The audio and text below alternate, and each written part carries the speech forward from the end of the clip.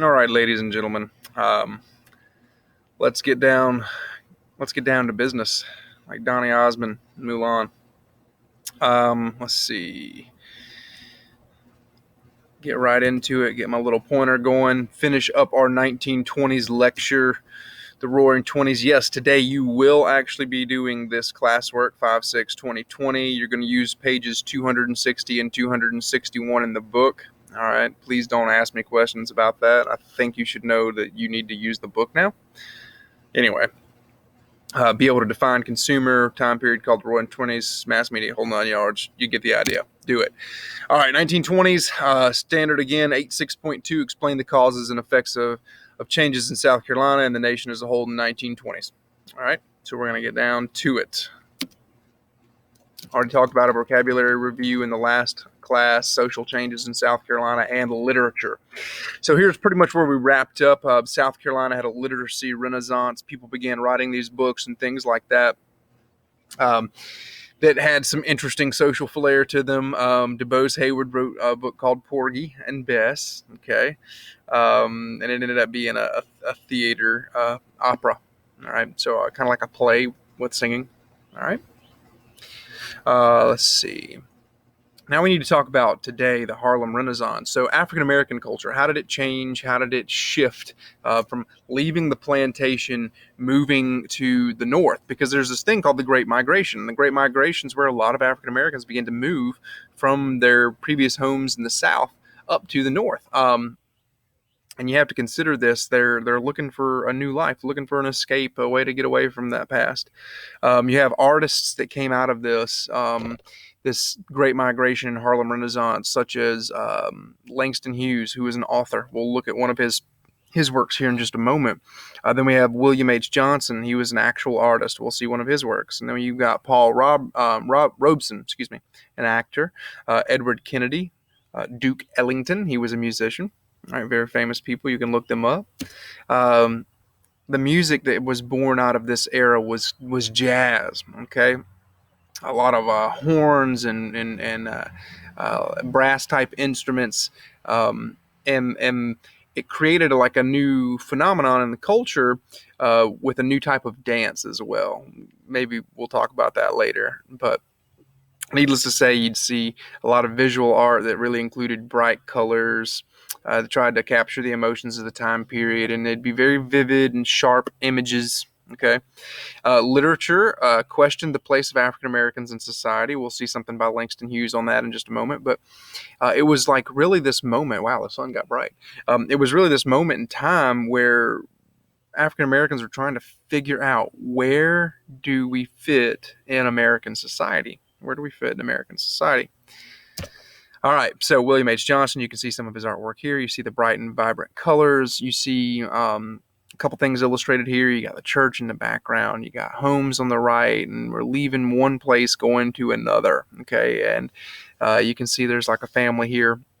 I'm traveling, and they're trying to get out of this old world and come to a new. And that's part of that great migration, people moving from the south to the north, looking for new types of jobs in new industries and a new life, new way of life. Now, this is got one bad word in it, but we'll read it because it's not in a that type of a context. But this is called Cross by Langston Hughes. It says, "My old man's a white man, and my old mother's black. If I ever cursed my white old man, I take my curses back. If I ever cursed my black old mother and wished she were in hell, I'm sorry for the evil wish, and now I wish her well. My old man died in a fine big house. My ma died in a shack. I wonder where I'm going to die, being neither white nor black."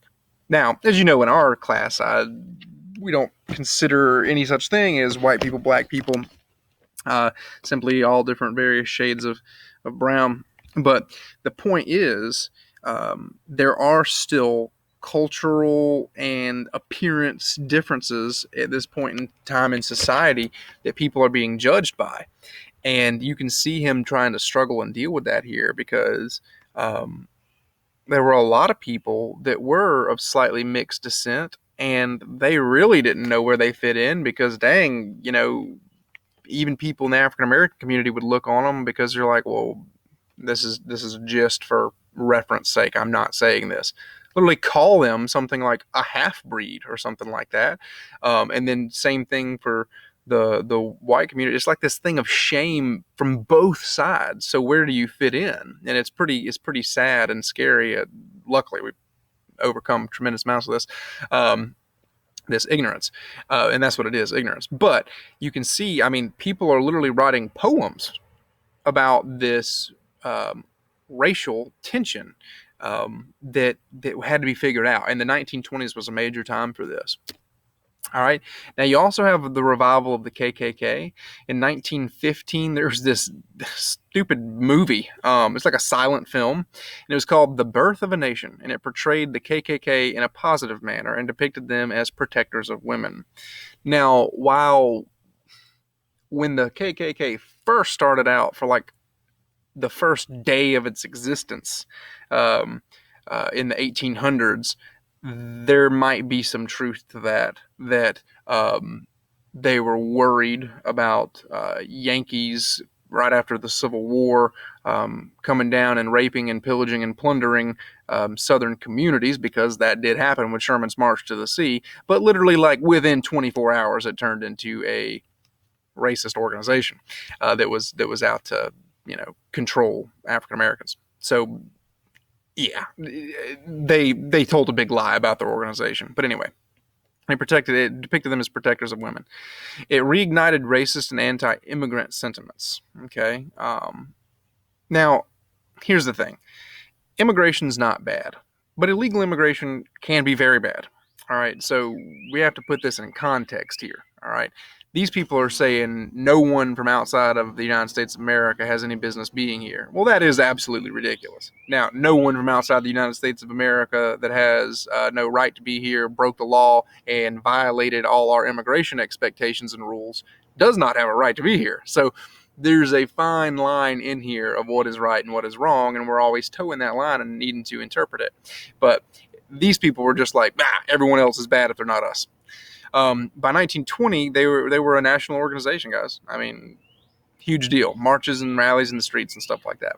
They saw themselves as moral regulators and focused on bootleggers and gamblers, all right, as a major problem. So the idea here is that they were kind of like still this vigilante justice thing, and that's how they justified themselves, trying to keep the communities pure, so to speak. All right, so that's all I've got for this week. Whenever you do your assignment, make sure you write in complete sentences. Make sure you answer all 10 of them. Every single one of you has their own copy saved on the classwork assignment page. Fill it out, submit it for a grade, and have a great week, guys. And make sure you watch those other lectures as well. I got a Tom Ritchie and a crash course on there, and they're very informative for the 1920s. And then we'll move on next week to lesson 3 of chapter 8. All right, lesson 3 of chapter 8, and getting into World War II, and it's super exciting. I'm very stoked about it. And we'll be able to wrap this year up nice and tight and put a bow on it. All right, ladies and gentlemen, y'all take care, and we will hopefully get to talk again soon.